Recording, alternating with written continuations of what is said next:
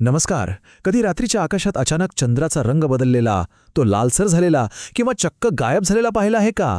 हीच तर आहे चंद्रग्रहणाची जादू. पण ही जादू विज्ञानाची आहे की कोणत्या तरी अज्ञात शक्तीची? चला तर मग आज आपण या खगोलीय घटनेमागचं सत्य आणि त्याभोवती गुंफलेल्या अंधश्रद्धा या दोन्हींचा पडदा उचलणार आहोत. जरा विचार करा, जेव्हा आपण पाहतो की चंद्रावर हळूहळू पृथ्वीची सावली पसरतीये, हे दृश्य म्हणजे निसर्गाचा एक अद्भुत चमत्कार मानायचा की येणाऱ्या कोणत्या तरी संकटाचा इशारा. हा प्रश्न काही आजचा नाहीये, हजारो वर्षांपासून मानवाला पडलाय. चला आज आपण मिळून याचं उत्तर शोधूया.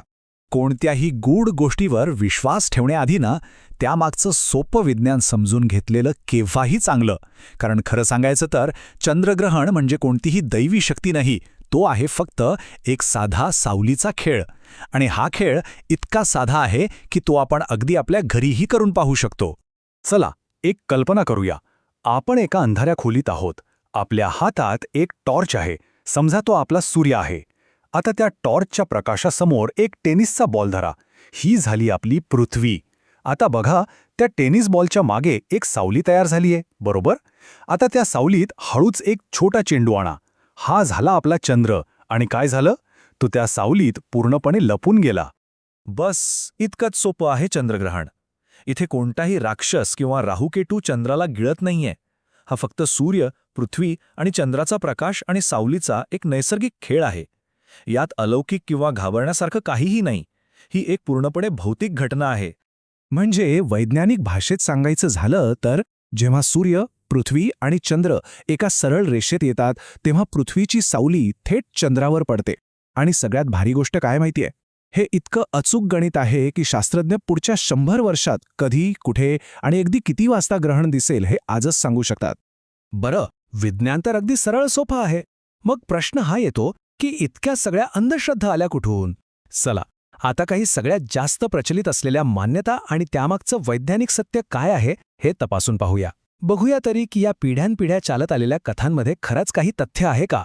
ही गोष्ट तर आपल्यापैकी अनेकांनी नक्कीच ऐकली असेल, नाही का? ग्रहण लागलं की घरातले मोठे लगेच सांगतात, अरे काही खायचं नाही, पाणी प्यायचं नाही. कारण असं मानलं जातं की ग्रहण काळात अन्न विषारी होतं. पण यात खरंच काही तथ्य आहे का? विज्ञानाचं यावर अगदी स्पष्ट उत्तर आहे. ग्रहणादरम्यान अवकाशातून कोणतेही नवीन किंवा विषारी किरण पृथ्वीवर येत नाहीत. त्यामुळे अन्न खराब होण्याचा किंवा ते विषारी बनण्याचा तर प्रश्नच येत नाही. उलट या भीतीमुळे तास न तास उपाशी राहिल्याने ॲसिडिटी आणि अशक्तपणा येण्याचा धोका मात्र नक्कीच वाढतो. आता दुसरी एक मोठी मान्यता शुद्धीकरणाची. असं म्हणतात की ग्रहण संपलं की लगेच अंघोळ करून शरीर शुद्ध करावं लागतं. का? तर म्हणे ग्रहणामुळे वातावरण आणि आपलं शरीर अशुद्ध होतं. पण सत्य हे आहे की चंद्रग्रहणामुळे वातावरणात असा कोणताही रासायनिक किंवा भौतिक बदल होत नाही ज्यामुळे आपलं शरीर किंवा परिसर अशुद्ध होईल. स्वच्छता ही खूप चांगली सवय आहे, यात शंकाच नाही. पण तिला भीतीशी आणि अंधश्रद्धेशी जोडणं काही योग्य नाही. आणि आता एक खूप महत्त्वाचा आणि संवेदनशील विषय.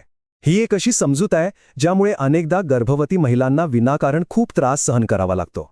या विषयावर जगभरात खूप संशोधन झालेलं आहे आणि निष्कर्ष अगदी स्पष्ट आहे. चंद्रग्रहणाचा गर्भावर कोणताही वाईट परिणाम होतो याचा एकही वैज्ञानिक पुरावा आजपर्यंत सापडलेला नाही. उलट या काळात गर्भवती स्त्रीला घरात कोंडून ठेवणं किंवा उपाशी ठेवणं हेच तिच्या आणि बाळाच्या आरोग्यासाठी खरं हानिकारक आहे. कारण त्यांना तर याच काळात सर्वाधिक पोषण आणि आरामाची गरज असते. चला आता या सगळ्या भीती आणि गैरसमजांना जरा बाजूला ठेवूया. मग आता या सुंदर खगोलीय घटनेचा आनंद कसा घ्यायचा?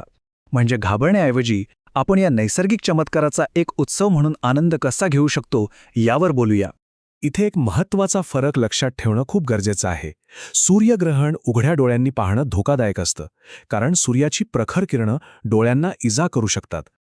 पण चंद्रग्रहण पाहणं, ते पौर्णिमेच्या पूर्ण चंद्राकडे पाहण्याइतकंच 100% सुरक्षित आहे. कारण चंद्राला स्वतःचा प्रकाश नाहीये, त्यामुळे डोळ्यांना कोणताच धोका नसतो. तर मग या सगळ्या चर्चेतून आपण कुठे येऊन पोचतो? या विश्लेषणाच्या शेवटी एकच महत्त्वाचा निष्कर्ष निघतो. कोणत्याही भीतीवर मात करायची असेल तर त्यावरचं सर्वात प्रभावी औषध म्हणजे योग्य ज्ञान. बघा, एकाच घटनेकडे बघण्याचे दोन वेगवेगळे दृष्टिकोन आहेत. एकीकडे अंधश्रद्धेमुळे लोक या सुंदर क्षणी भीतीने घरात दडून बसतात. तर दुसरीकडे विज्ञानाची कास धरणारे लोक दुर्बिणी घेऊन बाहेर पडतात निसर्गाच्या या खेळाचा अभ्यास करण्यासाठी, त्याचा आनंद लुटण्यासाठी. आता निवड आपली आहे. आपल्याला भीती निवडायची आहे की कुतूहल? आणि यातच सगळं सार आहे. आपलं जीवन हे भीतीने नाही तर तर्क आणि ज्ञानाच्या प्रकाशात जगलं पाहिजे. परंपरांचा आदर नक्कीच करायला हवा, पण त्याच वेळी त्यांना विज्ञानाच्या कसोटीवर तपासून पाहण्याची हिंमतही ठेवली पाहिजे. म्हणून एक गोष्ट लक्षात ठेवा, पुढच्या वेळी जेव्हा चंद्रग्रहण असेल ना, तेव्हा त्याला संकट वगैरे समजू नका. ती निसर्गाने दिलेली एक सुंदर भेट आहे, एक अद्भुत सोहळा आहे. घराबाहेर या, आपल्या कुटुंबासोबत, मित्रांसोबत आकाशातील हे नाट्य मनसोक्त अनुभवा. तर मग आता एक प्रश्न नक्कीच विचार करायला लावणारा आहे. भीती आणि गैरसमजांच्या ह्या साखळ्या तोडून पुढच्या चंद्रग्रहणाचा आनंद विज्ञानाच्या नजरेतून कसा साजरा करता येईल यावर नक्की विचार करा.